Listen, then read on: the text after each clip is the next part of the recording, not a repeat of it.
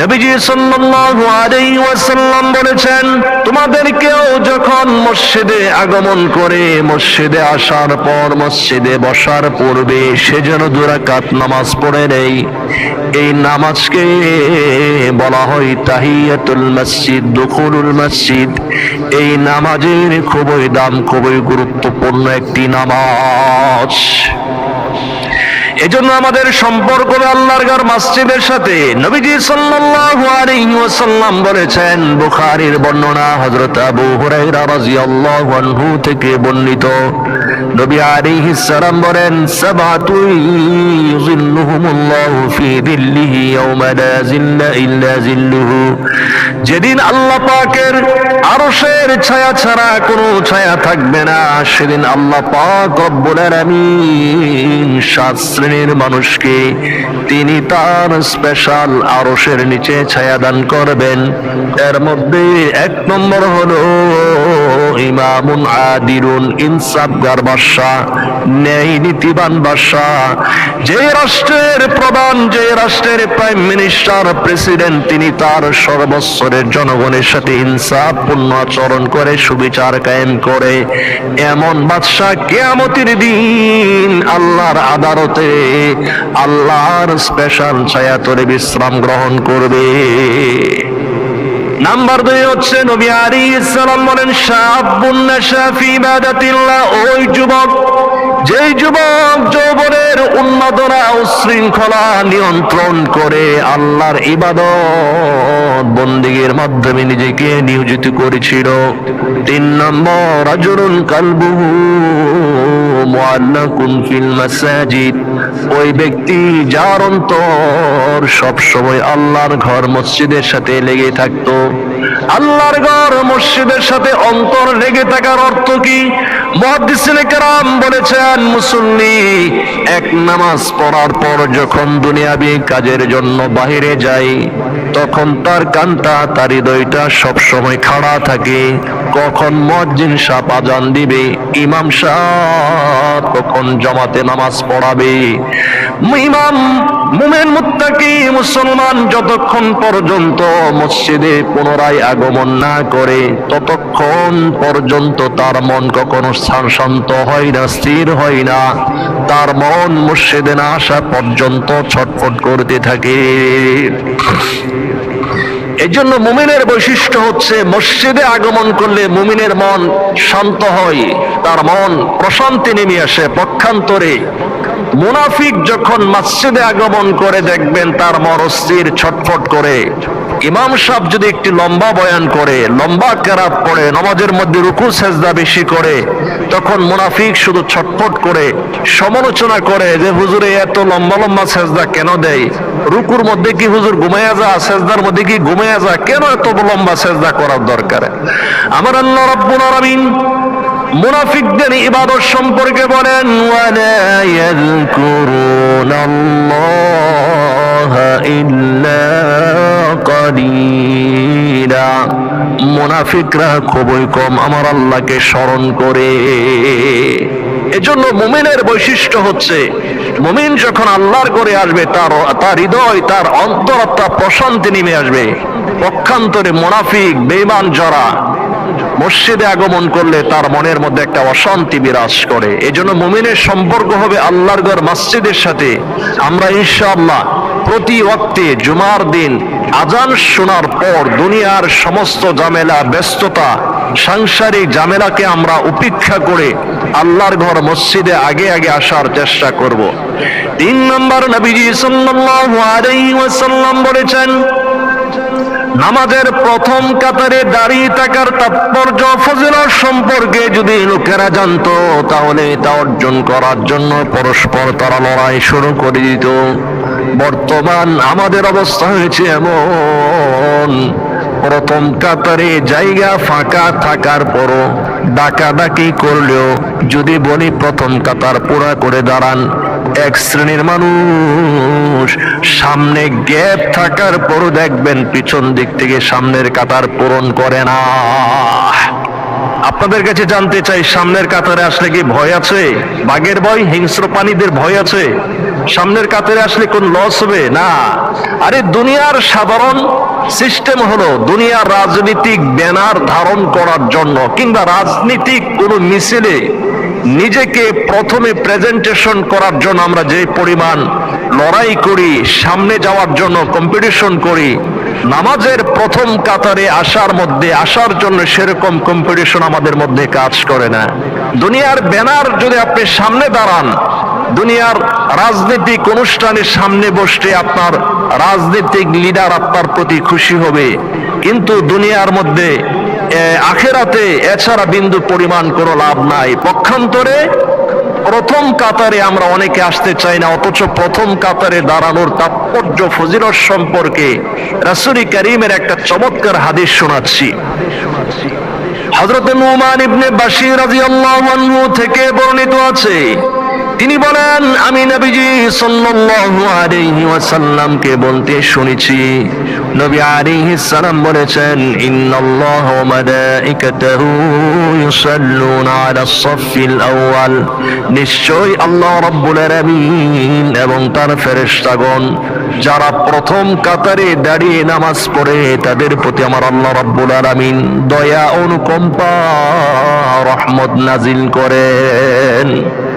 হযরত আবু হুরায়রা বলেছেন, ইয়া রাসূলুল্লাহ, যারা প্রথম কাতারে দাঁড়িয়ে নামাজ পড়ে তাদের জন্য যদি আল্লাহ তাআলার পক্ষ থেকে দয়া অনুকম্পা নাজিল হয়, বর্ষিত হয়, তাহলে যারা দ্বিতীয় কাতারে দাঁড়ায়, তৃতীয় কাতারে দাঁড়ায় তাদের জন্য কি আল্লাহ তাআলা রহমত আর অনুকম্পা নাজিল হবে কি? নবী আলাইহিস সালাম বললেন, যারা দ্বিতীয় কাতারে দাঁড়াবে তাদের জন্য আল্লাহ তাআলার পক্ষ থেকে দয়া অনুকম্পা রয়েছে। তবে ভিন্ন হাদিসে এসেছে, নবী আলাইহিস সালাম যারা প্রথম কাতারে দাঁড়িয়ে নামাজ পড়ে আল্লাহর হাবিব তাদের জন্য 3 বার রহমতের দোয়া করেছেন, আর যারা দ্বিতীয় কাতারে দাঁড়ায় তাদের জন্য শুধুমাত্র 1 বার রহমতের দোয়া করেছেন। এজন্য আমরা প্রথম কাতারে দাঁড়ানোর চেষ্টা করব ইনশাআল্লাহ। সম্মানিত হাজিরিন, আল্লাহর হাবিব সরকারে দো আলম সাল্লাল্লাহু আলাইহি ওয়াসাল্লাম বলেছেন, মান সামিয়ান নিদা, যে ব্যক্তি আজান শ্রবণ করার পরও কোন রকম ওজর ছাড়া মসজিদে না এসে বাসা বাড়িতে সালাত আদায় করে নেই, নবী আমার বলেছেন, লাম তুকবাল মিনহু সালাতুল্লাতি সাল্লাহ, ওই বান্দার ওই নামাজটা কবুল হবে না। নামাজ কবুল হবে না এর অর্থ হচ্ছে সে নামাজের পরিপূর্ণ নেকি এবং ফায়দা, নেকি এবং পুণ্য অর্জন করতে পারবে না। সাহাবে কেরাম প্রশ্ন করেছেন, কালু ওয়ামা উযরু ইয়া রাসূলুল্লাহ, উযর কি জিনিস? নবী আলাইহিস সালাম বলেছেন, খাউফুন আও মারাদুন, ভয় ভীতি, রাস্তা যদি অনিরাপদ হয়, শত্রুর ভয়, বাঘের ভয়, হিংস্র প্রাণীদের যদি ভয় থাকে, এরপর প্রচন্ড বৃষ্টি, ঝড় তুফান, গুটগুটে অন্ধকার, যদি টর্চ লাইট না থাকে মসজিদে আগমন করার জন্য। নাম্বার 2 হচ্ছে এমন রোগ যেই রোগের কারণে আমি মসজিদে আগমন করতে সক্ষম নই। এই 2 কারণ ছাড়া কেউ যদি বাসা বাড়িতে নামাজ পড়ে, নবী বলেছেন তার নামাজটা কবুল হয় না। হাদিস শরীফের মধ্যে এসেছে, একজন অন্ধ সাহাবী আল্লাহর হাবিবের খেদমতে আগমন করে বললেন, ইয়া রাসূলুল্লাহ, আমি একজন অন্ধ মানুষ, আমার বাড়িতে এমন কোনো মানুষ নাই যে আমাকে ধরে মসজিদে নিয়ে আসতে পারে। ইয়া রাসূলুল্লাহ, আপনি আমাকে বাসা বাড়িতে নামাজ পড়ার অনুমতি দান করুন। আল্লাহর হাবিব বললেন, আচ্ছা যাও, ঠিক আছে, তুমি বাড়িতে নামাজ পড়বা, আদায় করবা। লোকটি যাওয়ার জন্য উদ্যত হলে আল্লাহর হাবিব তাকে ডেকে বললেন, ও সাহাবী, তুমি কি মুয়াজ্জিনের আজানের ধ্বনি শুনতে পাও? সাহাবী বললেন, ইয়া রাসূলুল্লাহ, আমি আজান শুনতে পাই। নবীজি বললেন, তাহলে তুমি অবশ্যই মসজিদে আইসা জামাতের সালাত আদায় করবা। হাদিস দ্বারা বুঝতে পারলাম আল্লাহর হাবিব একজন অন্ধ সাহাবী, মাজুর ব্যক্তিকেও জামাতে জামাত তরক করে বাসা বাড়িতে নামাজ পড়ার অনুমতি দেন নাই, সেখানে আমার আপনার মতো সুস্থ সবল স্বাভাবিক থাকার পরও আমরা যদি কেউ মসজিদে না এসে বাসা বাড়িতে নামাজ পড়ে নেই, ফতোয়া আমাদের দেওয়ার দরকার নাই, আপনারাই ফতোয়া দিবেন ওই নামাজটাকে আল্লাহর দরবারে পরিপূর্ণ কবুল হবে? জোরে বলেন হবে? কখনো হবে না। এজন্য ভাই জামাত বর্জন করা যাবে না। আল্লাহর হাবিব সাল্লাল্লাহু আলাইহি ওয়াসাল্লাম উম্মতের প্রতি এতটা দয়াদ্র ছিলেন, এতটা স্নেহশীল ছিলেন, সেই নবী আলাইহিস সালাম জামাত তরককারীদের ব্যাপারে কতটা হার্ড শব্দ উচ্চারণ করেছেন। আল্লাহর হাবিব বলেন, লাকাদ হামামতু আন আমুরা ফিতিয়াতি ফায়াজমাউলি হুজামাম মিন হাতাবিন।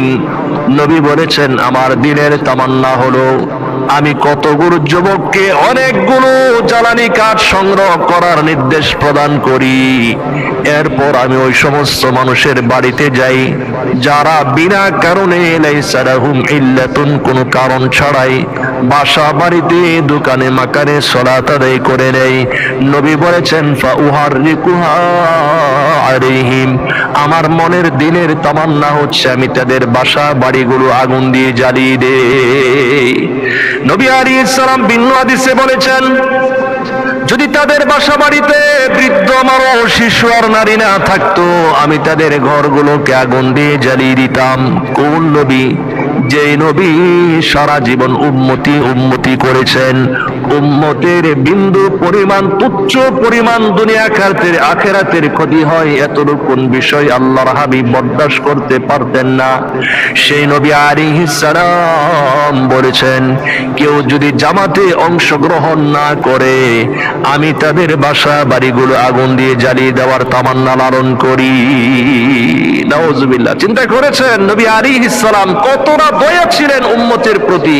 উম্মতের বিন্দু পরিমাণ ক্ষতি হোক, আল্লাহর হাবিব এটা চান নাই।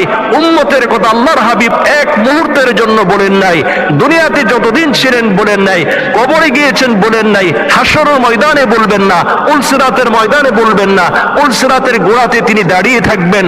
শুধু তাই নয়, নবী আলাইহিস সালাম রাতের অন্ধকারে তাহাজ্জুদের জায়নামাজে দাঁড়িয়ে দাঁড়িয়ে উম্মতের চিন্তায়, উম্মতের জন্য কান্না করে করে কোরআনে কারীমের একখানা আয়াতে কারিমা সারা রাত তিনি তিলাওয়াত করেছিলেন। সুবহানাল্লাহ।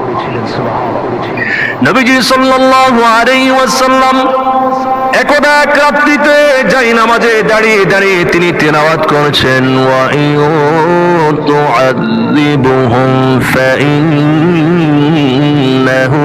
ইবাদুক ওয়া ইন তাগফির লাহুম ফাইন্নাকা আনতাল আজিজুর রহিম। নবীজি দোয়া করেছেন, আয় আল্লাহ, আপনি যদি আমার উম্মতকে শাস্তি দিতে চান তাহলে দিতে পারেন, কারণ এরা হলো আপনার বান্দা, আপনার গোলাম। আর আপনি যদি এদেরকে ক্ষমা করে দিতে চান তাহলে আপনি পরাক্রমশালী এবং আপনি দয়াময়। নবী আলাইহিস সালাম উম্মতের জন্য এতটাই তিনি পেরেশান ছিলেন। সেই নবী বলেন, কেউ যদি জামাতে নামাজ না পড়ে, আমার মনের তামান্না হচ্ছে আমি এদের বাসা বাড়িগুলো আগুন দিয়ে জ্বালিয়ে দেই।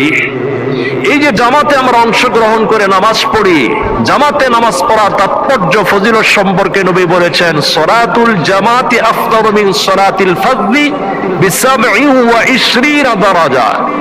নবী আলাইহিস সালাম বলেছেন, একাকী নামাজ পড়ার চাইতে জামাতে নামাজ পড়া 27 গুণ উত্তম। ও মুসলমান, এত বড় সারপ্রাইজ শোনার পর আমরা মসজিদে আসতে চাই না।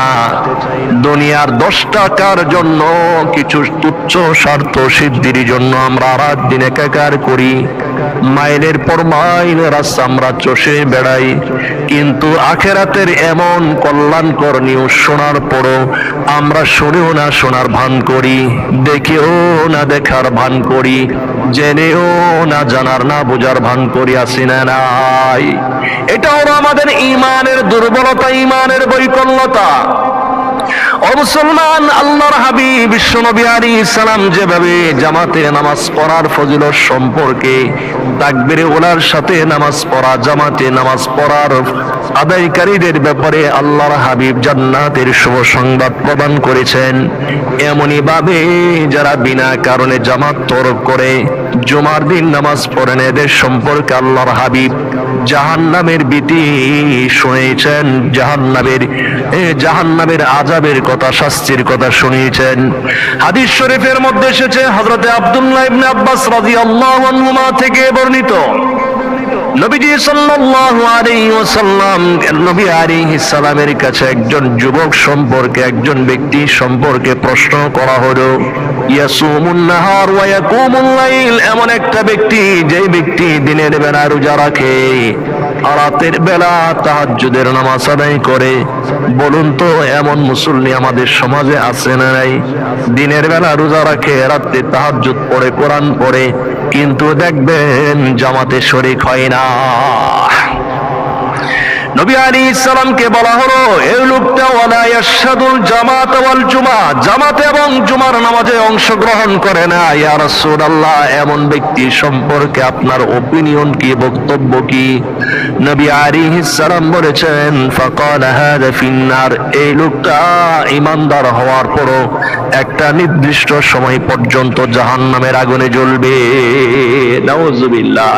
এজন্য বন্ধুরা আমার, জীবনের শেষ লগ্ন, শেষ মুহূর্ত পর্যন্ত, হায়াত যতদিন পর্যন্ত থাকবে, জামাত বর্জন করা যাবে না। জামাতের সাথে নামাজ পড়াকে সর্বোচ্চ প্রায়োরিটি দিতে হবে। রাসূল করিম সাল্লাল্লাহু আলাইহি ওয়াসাল্লামের জীবনী অধ্যয়ন করলে দেখতে পাবেন, হাদিসের গ্রন্থগুলো পড়াশোনা করলে দেখতে পাবেন, আল্লাহর হাবিব তিনি জীবনের শেষ লগ্নে যখন তিনি একেবারে অসুস্থ হয়ে পড়েছিলেন, সাহাবে কেরামের কাঁধের উপর ভর করে করে আল্লাহর হাবিব মসজিদে নববীতে আগমন করেছেন, তথাপি তিনি জামাত ছাড়েন নাই। সর্বশেষ আমি আপনাদের খেদমতে একটা হাদিস শুনে আমার বক্তব্য শেষ করে দিচ্ছি। হযরত আব্দুল্লাহ ইবনে আব্বাস রাদিয়াল্লাহু আনহুমা থেকে বর্ণিত, নবীজি সাল্লাল্লাহু আলাইহি ওয়াসাল্লাম জীবনের শেষ মুহূর্তে প্রচন্ড মাথা ব্যথা নিয়ে মাগরিবের সালাতের ইমামতি করেছিলেন, মাগরিবের নামাজের ইমামতি করেছেন। এই মাগরিবের সালাতে আল্লাহর হাবিব সূরাতুল মুরসালাত তিলাওয়াত করেছিলেন। আল্লাহর নবী মাগরিবের নামাজ আদায় করে পড়ে তিনি তার হুজরা মুবারকের মধ্যে চলে যান। যথারীতি এশার নামাজের আজান হলো। আল্লাহর হাবিব আম্মা জান আয়েশাকে জিজ্ঞেস করলেন, আয়েশা রে, লোকেরা কি এশার নামাজ আদায় করে ফেলেছে কি? আম্মা জান আয়েশা বললেন, ইয়া রাসূলুল্লাহ, সমস্ত সাহাবে কেরাম আপনার জন্য দাঁড়িয়ে আছেন, যতক্ষণ পর্যন্ত আপনি না যাইবেন ততক্ষণ পর্যন্ত তারা নামাজ পড়বে না। আল্লাহ রাসূলের মধ্যে নবীজির প্রতি সাহাবে কেরামের কি অসাধারণ মান্যতা ছিল। নবী আলাইহিস সালাম তিনি শুধু ইমাম নন, তিনি হচ্ছেন সাইয়্যিদুল আম্বিয়া ওয়াল মুরসালিন, ইমামুল আম্বিয়া, সমস্ত ইমামদের ইমাম, সমস্ত নেতাদের নেতা, সমস্ত নবী এবং রাসূলদের রাসূল ছিলেন। নবী আলাইহিস সালামের সাহাবে কেরামের অভ্যাস এমনটি ছিল না যে নবী আলাইহিস সালাম যেহেতু অসুস্থ, আমরা একটু সামান্য অপেক্ষা করে আমরা নামাজে দাঁড়িয়ে পড়ি, এমনটি রাসূল করিম সাল্লাল্লাহু আলাইহি ওয়াসাল্লামের সাহাবে কেরাম তারা কখনো কল্পনা করতে পারতেন না। নবীজি যতক্ষণ পর্যন্ত না আসতেন ততক্ষণ পর্যন্ত সাহাবে কেরাম তারা মসজিদে নববীতে বসে বসে অপেক্ষা করতেন। আর আমাদের অবস্থা হয়েছে এমন, আমরা ইমাম খতিবরা যদি নামাজের সময়ের যদি আমরা কাটাই গড়ির কাটাই যদি না আসি, এক শ্রেণীর মুসল্লি বিরক্ত বোধ করে বারবার মসজিদের গড়ির দিকে তাকাইয়া এই মেসেজ দিতে চায়, আরে ইমাম সাহেব তো সময় জ্ঞান সম্পর্কে কোনো তার জ্ঞান নাই। আপনি কি বুঝেন আমরা কি গড়ির টাইম বুঝি না, চিনি না? এত অধৈর্য হন কেন? মসজিদে আসবেন, ইমাম যতক্ষণ পর্যন্ত নামাজে না দাঁড়াইবেন, ইমাম যতক্ষণ পর্যন্ত নামাজে দাঁড়ানোর নির্দেশ না দিবেন ততক্ষণ পর্যন্ত দাঁড়ানোর কোনো ক্ষমতা আপনার নাই। আল্লাহর হাবিবের কাছে নবীজি বললেন, আয়েশা রে, আমার কাছে পানি নিয়ে আসো। আল্লাহর হাবিব তিনি পানি দ্বারা ওযু করলেন, গোসল করলেন। নামাজ পড়ানোর জন্য যখন মসজিদে নববীর দিকে তিনি পা বাড়াচ্ছেন, এমনিতেই আল্লাহর হাবিব তিনি মাথা গড়ে বেহুশ হয়ে পড়ে যান। কিছুক্ষণ পর হুঁশ ফিরে আসার পর আল্লাহর হাবিব আম্মা জান আয়েশাকে বললেন, আয়েশা, লোকেরা কি সালাত আদায় করে ফেলেছে? আম্মা জান আয়েশা বললেন, ইয়া রাসূলুল্লাহ, সাহাবে কারাম আপনার জন্য অপেক্ষা করেছেন। নবীজি বললেন, আয়েশা রে, আমার জন্য বর্তন ভরে পানি নিয়ে এসো। আল্লাহর হাবিব গোসল করলেন। পুনরায় তিনি মসজিদে নববীর দিকে যাওয়ার জন্য ইচ্ছা পোষণ করলেন। এমনিতে আল্লাহর হাবিব মাথা ঘুরে বেহুশ হয়ে পড়ে যান। এভাবে একবার আর দুইবার নয়, তিনবার চেষ্টা করার পর যখন আল্লাহর হাবিব নিজেকে অক্ষম মনে করলেন, আল্লাহর হাবিব তৃতীয়বারের পর আম্মা জান আয়েশাকে বললেন, মুরু আবা বকরিন ফালইউসাল্লি বিন্নাস।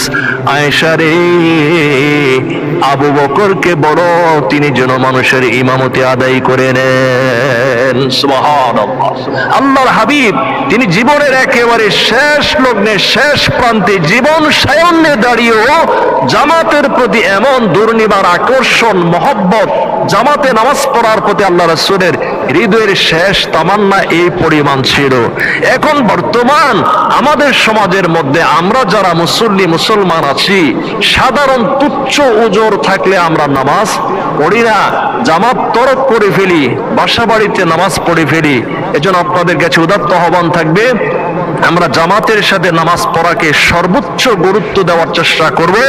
দুনিয়ার জাগতিক ঝামেলা, বার্ডেন সব কিছুকে উপেক্ষা করে পিছনে ফেলে আমরা শুধুমাত্র আল্লাহ পাকের সন্তুষ্টি লাভের জন্য আমরা জামাতে নামাজ পড়াকে সর্বোচ্চ গুরুত্ব দেব। যে কথাগুলো বলেছি, আল্লাহ জাল্লা শানুহু আমাকে সহ এবং আপনারা যারা শুনেছেন পর্দার অন্তরালের মা বোন সহ সকলকে এই কথাগুলো বোঝার এবং আমল করা তৌফিক দান করুন। আমিন। ওয়া আখিরু দাওয়ানা আলহামদুলিল্লাহি রাব্বিল আলামিন। যারা সুন্নতে মুআক্কাদা কাবলাল জুমা পড়েন না, ইনশাআল্লাহ আমরা